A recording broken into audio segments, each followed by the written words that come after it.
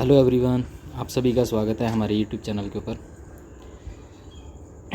तो काफ़ी स्टूडेंट्स के एक क्वेश्चन का डाउट था जो शॉर्टेस्ट डिस्टेंस 14 चैप्टर में है।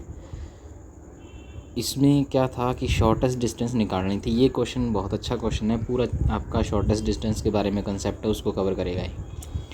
क्वेश्चन क्या दे रखा है कि दो लाइंस दे रखी हैं हमें, x-1/2 बराबर y+1/3 बराबर z, और दूसरी लाइन है x+1/3 y-2/1 z बराबर 2।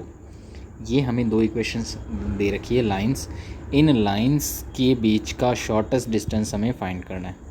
तो इन लाइंस को हम ऐसे भी लिख सकते हैं, हमने लिख दिया इसको x-1/2 y+1/3। इस z को लिख सकते हैं हम z-0/1, तो आपने लिख दिया z-0/1। ये जो दे रखा है z, इसको हम लिख देते हैं z-2, तो इधर बच गया 0, तो 0 को इसके नीचे ले आओ तो z-2/0। ये हमारे पास क्या आ गई, इस लाइंस की, दोनों लाइंस की इक्वेशन आ गई। अब अगर पहली लाइन को देखें तो ये लाइन आपकी कहाँ से पास आउट हो रही है, +1 -1, 0 से, और दूसरी लाइन -1, 2, 2 से पास आउट हो रही है। और पहली लाइन है उसके जो डायरेक्शन रेशियो हैं वो है 2, 3, 1, और दूसरी लाइन के डायरेक्शन रेशियो हैं 2, 1, 0। ये आपकी टोटल कंसेप्ट आया। अब हमें निकालनी है इनके बीच की शॉर्टेस्ट डिस्टेंस। शॉर्टेस्ट डिस्टेंस के साथ आपने ये भी निकालना है कि शॉर्टेस्ट डिस्टेंस वाली जो लाइन है उसकी इक्वेशन भी निकालो। तो शॉर्टेस्ट डिस्टेंस निकालने के लिए हमने क्या किया, हमारे पास फार्मूला होता है शॉर्टेस्ट डिस्टेंस बराबर a2 vector minus a1 vector dot b1 vector cross b2 vector बटे b1 vector cross b2 vector का मॉड। अब लाइन जो फर्स्ट है उसके ऊपर पॉइंट हमने देखा था 1, -1, 0 है, और इसका अगर पोजीशन वेक्टर बनाएंगे तो क्या बनेगा i cap minus j cap, और इसी पोजीशन वेक्टर को हम लिखते हैं a1 वेक्टर से।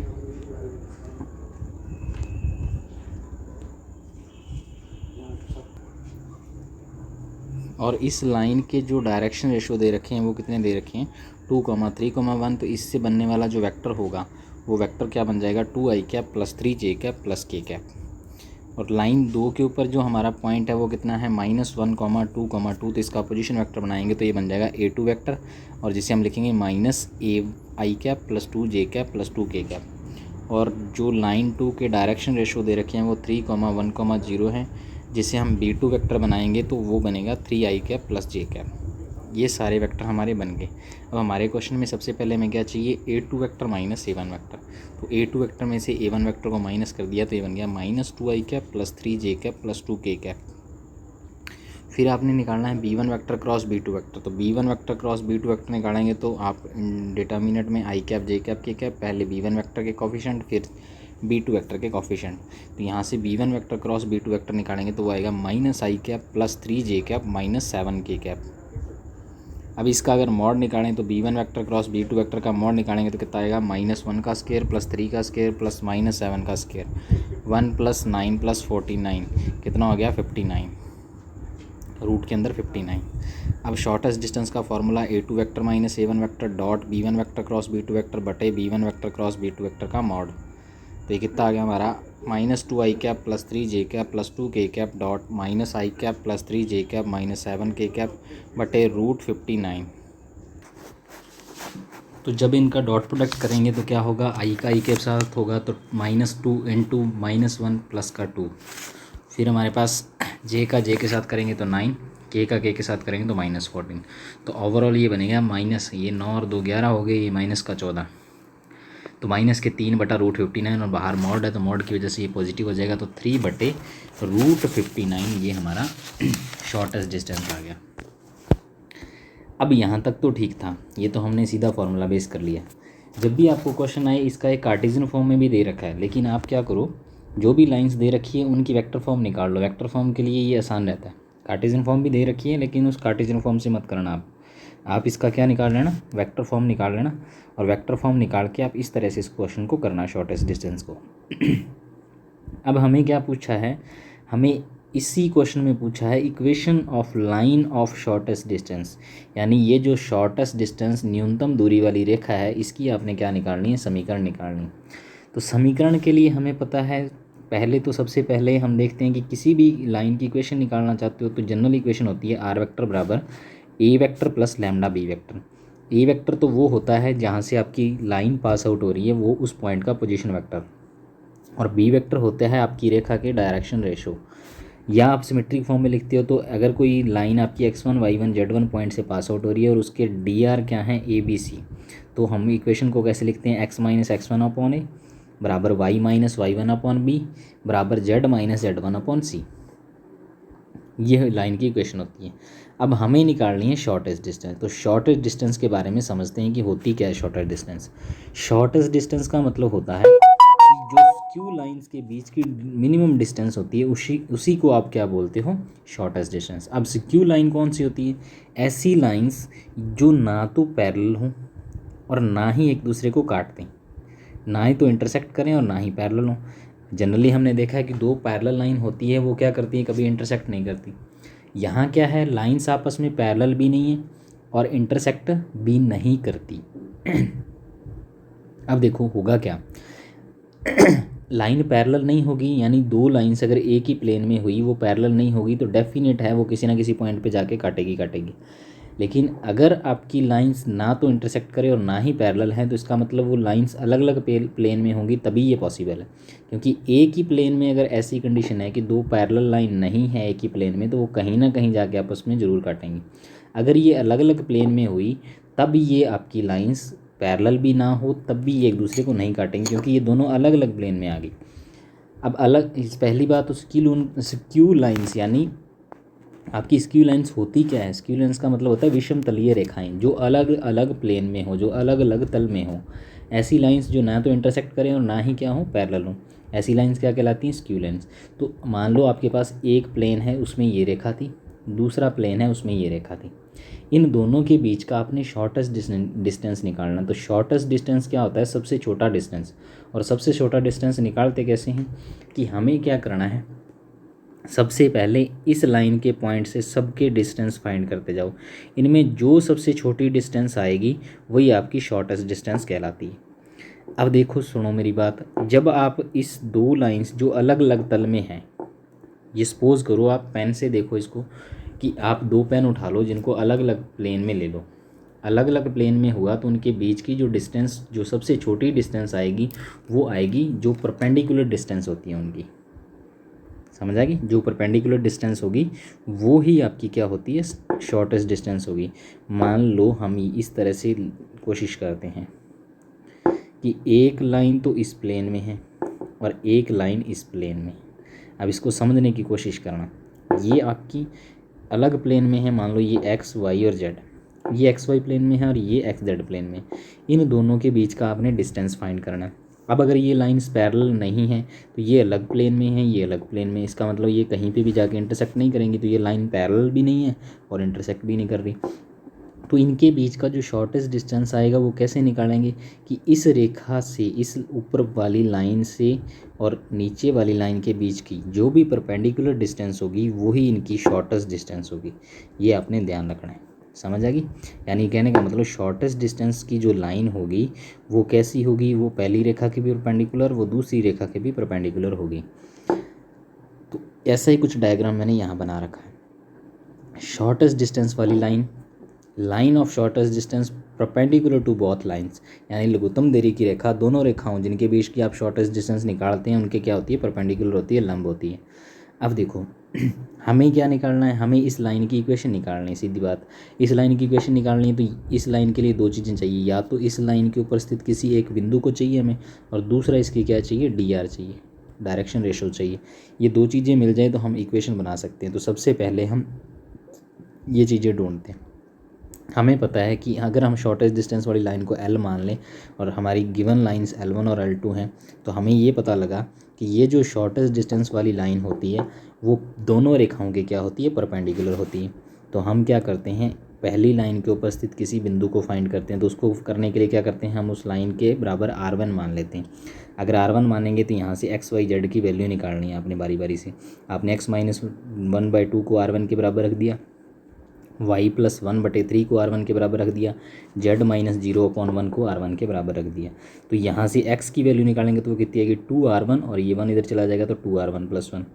y की वैल्यू निकालेंगे वो कितना आएगा, 3R1 - 1, और z की वैल्यू निकालेंगे तो R1। ये आपकी लाइन ये इस लाइन के ऊपर आपका कोई भी पॉइंट है, ये R1 के ऊपर डिपेंड करेगा।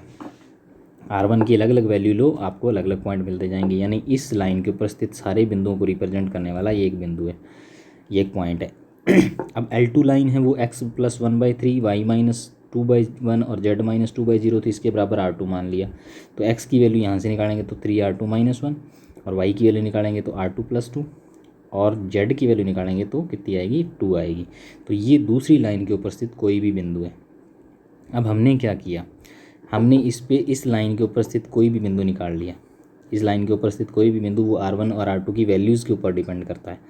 अब हम कोई ऐसी कंडीशन लेंगे कि वो बिंदु A बन जाए और इधर वो बिंदु B बन जाए।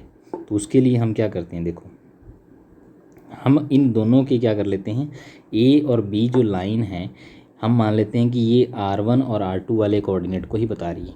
तो ये जो A और B हैं इसको हमने मान लिया कि ये जो हमने पहला पॉइंट निकाला है ये A होगा और ये पॉइंट आपका B होगा। अब अगर AB लाइन को इसको मान लें AB लाइन, तो AB लाइन के जो डायरेक्शन रेशो होंगे वो क्या आते हैं, x2 - x1, y2 - y1 और z2 - z1। तो x2 - x1 करेंगे तो कितना आएगा, 3R2 में से ये घटा दो, इसमें से ये घटा दो और इसमें से ये घटा दो। जब आप घटाओगे तो हमारे पास क्या आ जाएंगी, AB लाइन के डायरेक्शन रेशो आ जाएंगे। तो AB लाइन के डायरेक्शन रेशो आ गए। अब हमें पता है कि अगर हमने A और B वाले कोऑर्डिनेट लिए तो A और B के कोऑर्डिनेट निकालने के लिए हम यहाँ कंडीशन लगा सकते हैं कि अगर ये बिंदु A हुआ, ये बिंदु B हुआ, तो ये बिंदु कैसे हैं, ये शॉर्टेस्ट डिस्टेंस की लाइन है उसके डायरेक्शन रेशो है। इस L के क्या है, डायरेक्शन रेशो, और L इसके भी परपेंडिकुलर है और इसके भी परपेंडिकुलर है। अगर ये दोनों के परपेंडिकुलर हुआ तो इसके और इसके जो डायरेक्शन रेशो उसमें क्या रिलेशन आता है, A1 A2 + B1 B2 + C1 C2 = 0। ये कंसेप्ट हम दोनों लाइन के ऊपर लगा सकते हैं, दोनों लाइन के लिए, क्योंकि L पहली लाइन के परपेंडिकुलर है, दूसरे की परपेंडिकुलर है। L के डायरेक्शन रेशो हमने निकाल लिए और हम कंडीशन यहाँ पे लगा देते हैं। ये लगाई कि इसलिए हम R1 और R2 की वैल्यू निकालने के लिए, क्योंकि एक पर्टिकुलर कंडीशन बन गई। तो हमने ये L और L1 है वो AB के परपेंडिकुलर है, L2 AB के परपेंडिकुलर है, तो हम यहाँ A1 A2 + B1 B2 + C1 C2 = 0, ये इनके डायरेक्शन रेशोज़ के बीच में रिलेशन रहेगा, वो हम यूज़ कर लेते हैं। हमें पता था पहली लाइन है उसके डायरेक्शन रेशो 2, 3, 1 थे, वो हमने लगा दिए। और जो हमारी AB लाइन है उसके डायरेक्शन रेशो इस तरह से हमने निकाले थे। जब हम लगाएंगे तो ये बनेगी इक्वेशन 9R2 - 14R1 + 7। L2 वो भी परपेंडिकुलर है AB के, तो यहाँ L2 के जो डायरेक्शन रेशो थे 3, 1, 0 थी, उसको आपने AB के डायरेक्शन रेशो के ऊपर लगा दिए। तो हमारी दूसरी जो इक्वेशन बनी वो बनी 10R2 - 9R1 - 3 = 0। ये दोनों इक्वेशन आ गई। अब इन दोनों इक्वेशन को सॉल्व करके ये R1 और R2 की वैल्यू निकालेंगे कि जब ये पॉइंट A और B बनेंगे तो R1 और R2 की वैल्यू क्या होंगी। तो हमने R1 और R2 की वैल्यू निकालने के लिए डिटर्मिनेंट वाला मेथड लगा दिया। ये हो गया R1 बट्टे में R1 को छोड़कर बाकी जो कोफिशिएंट है उनको आपने लिखना है। तो R2 वाले कौन से हैं, 9 और 10, सॉरी R2 वाले हैं यहाँ 9 और यहाँ 10 और यहाँ 7 और -3। इसकी एक डिटर्मिनेंट नीचे लिख देंगे, 9 10 7 -3। फिर R2 देखो, R2 है तो R2 वाले को छोड़ देना है, आपने R2 वालों को छोड़ देना है और लिखना किसको है, यहाँ माइनस का साइन लेना है, साथ में माइनस का 14 माइनस का 9 7 -3। फिर -1 कांस्टेंट है तो R1 और R2 वाले पॉइंट लिखने हैं आपने। यहाँ मैंने उल्टा लिख दिया था इसलिए मैंने यहाँ माइनस लगाया, लेकिन यहाँ तो माइनस होता ही होता है, यहाँ माइनस इसलिए लगा दिया क्योंकि मैंने उल्टा लिख दिया था। यहाँ पहले इसको लिखना था फिर इसको लिखना था, पहले आपने -14 -9 को लिखना था R1 वाले को, फिर R2 वाले को लिखना था। तो ये हमारा डिटर्मिनेंट मेथड से R1 और R2 की वैल्यू आ जाएगी। तो R1 बराबर -27 -70 और R2 बटे इन दोनों का मल्टीप्लाई 42 + 63 और 1 कितना आ जाएगा, माइनस का 81 और माइनस का प्लस का 140, यहाँ माइनस का साइन साथ में आ जाएगा। तो ये ओवरऑल बनेगा रिजल्ट क्या, R1 बटे माइनस का 97, R2 बटे माइनस का 105 और ये बन गया 1 - 59। माइनस सब में है तो काट दो, R1 की वैल्यू कितनी आएगी 97/59 और R2 की वैल्यू आ जाएगी 105/59। अब ये R1 और R2 की वैल्यू एक पर्टिकुलर वैल्यू है, वो किस कंडीशन के लिए आई कि जब ये वाले पॉइंट्स जो हमने निकाले थे, ये पॉइंट A है और ये पॉइंट B है, उस समय R1 की वैल्यू और R2 की वैल्यू हमने निकाल ली। जब हमने निकाली तो निकालने के बाद हमारे पास R1 और R2 की वैल्यू हम इन पॉइंट्स के बीच में रख देंगे। तो ए पॉइंट हमारा बन जाएगा 2 × R1 + 1 था, 3R1 - 1 था, R1 था, तो R1 की जगह हम 97/59 रख के ये कैलकुलेशन करेंगे तो हमारा पॉइंट आएगा 253/59, 232/59 और 57/59। और दूसरा बी पॉइंट था 3R2 - 1, R2 + 2 और 2। R2 की वैल्यू हमने 105/59 निकाली थी, वो हम जब वैल्यू निकाल के कैलकुलेशन करेंगे तो ये बनेगी 256/59, 223/59 और 2। ये हमारा दूसरा पॉइंट आ गया बी। अब ए और बी पॉइंट आ गए। अब पॉइंट आने के बाद हम क्या करेंगे, अब ये देखो ए और बी पॉइंट जो हैं वो इस लाइन के ऊपर भी स्थित हैं। ये ए पॉइंट है, ये शॉर्टेस्ट डिस्टेंस वाली लाइन के ऊपर भी है, बी पॉइंट भी शॉर्टेस्ट डिस्टेंस की लाइन के ऊपर है। तो इसका मतलब हमें पॉइंट तो मिल गए। अब हमें क्या निकालना है, अब हमें निकालनी है इसके डायरेक्शन रेशियो मिल जाए हमें। अब डायरेक्शन रेशियो निकालने के लिए या तो सिंपल प्रोसेस है कि इसका डायरेक्शन रेशियो निकालने के लिए हमने ये पॉइंट भी निकाल लिया, ये पॉइंट भी निकाल लिया, इस पॉइंट में से ये वाला पॉइंट माइनस कर दो, वो जो आपने माइनस करके रखा था उसमें आप वैल्यू रख के भी निकाल सकते हो। ये ए बी के डायरेक्शन रेशियो थे, इसमें R1 और R2 की वैल्यू पुट कर दो तो आपके डायरेक्शन रेशियो आ जाएगी। या दूसरा मेथड, इसके 3 मेथड है, दूसरा मेथड मैं आपको और बता रहा हूँ। दूसरा मेथड क्या था, हमें पता है कि L1 के भी परपेंडिकुलर होती है हमारी लाइन, ये जो L है, और L2 के भी परपेंडिकुलर होती है ये जो L है। इट मीन्स हम L1 और L2 के परपेंडिकुलर कोई दूसरी लाइन लेके आ जाएं तो हम कह सकते हैं कि जो डायरेक्शन रेशियो उसके होंगे वही इस L के होंगे। हमें क्या दे रखा है, हमें पता है कि B1 वेक्टर और B2 वेक्टर के लिए हमने B1 vector cross B2 vector बनाया था। ये जो B1 vector cross B2 vector होता है ये L1 के भी परपेंडिकुलर होगा, B1 B2 L2 के भी परपेंडिकुलर होगा। क्यों? क्योंकि B1 वेक्टर था वो L1 का डायरेक्शन रेशियो था और B2 वेक्टर था वो L2 के डायरेक्शन रेशियो थे। जब इन दोनों का आपने क्रॉस प्रोडक्ट कर दिया है तो क्रॉस प्रोडक्ट B1 के भी परपेंडिकुलर रहेगा, B2 के भी परपेंडिकुलर रहेगा। B1 के परपेंडिकुलर रहने का मतलब वो L1 के भी परपेंडिकुलर है, वो L2 के भी परपेंडिकुलर है। और हमने B1 वेक्टर क्रॉस B2 जो निकाला था वो कितना आया था, -i + 3j - 7k। यानी इस वेक्टर के डायरेक्शन रेशियो कितने हैं, -1, 3, -7। तो ये ही डायरेक्शन रेशियो क्या होंगे, हमारी लाइन के होंगे। क्योंकि हमें जो शॉर्टेस्ट डिस्टेंस वाली लाइन L निकालने हैं वो भी L1 के भी परपेंडिकुलर है, वो L आपकी L2 के भी परपेंडिकुलर है। परपेंडिकुलर के डायरेक्शन रेशियो क्या हो जाएंगे, ये हो जाएंगे -1, 3, -7। पहली बात तो ये, जब हम निकालेंगे तो ये x - x1 कोई भी पॉइंट रख दो यहाँ पे, चाहे A पॉइंट से निकाल लो चाहे B पॉइंट से निकाल लो, वो आपका आंसर हो जाएगा। अब दूसरा तरीका देखो DR निकालने का। पहला तरीका तो हमने B1 क्रॉस B2 कोई भी परपेंडिकुलर लाइन ले लो और जो परपेंडिकुलर लाइन होगी वो L के पैरेलल होगी, और पैरेलल लाइन के डायरेक्शन रेशियो क्या होते हैं, सेम होते हैं। दूसरी कंडीशन देखो, डायरेक्शन रेशियो ऑफ L के डायरेक्शन रेशियो निकालना है तो शॉर्टेस्ट डिस्टेंस वाली लाइन हमें पता है, हम उसके मान लेते हैं डायरेक्शन रेशियो ABC। और डायरेक्शन रेशियो आपकी L1 की है 231 और L2 के हैं 310। हमें पता है L1 के परपेंडिकुलर है तो इनके डायरेक्शन रेशियो के बीच में रिलेशन क्या रहेगा, 2A + 3B + C = 0। और L2 के भी परपेंडिकुलर है तो इनके डायरेक्शन रेशियो के बीच में रिलेशन क्या रहने वाला है, 3A + B = 0। अब हम निकाल लेते हैं, ए निकालेंगे तो बटा में लिखेंगे 3 और 1, 0, 3, 1, 1, 0। फिर बीच वाले में -B/2, 3 1, 0।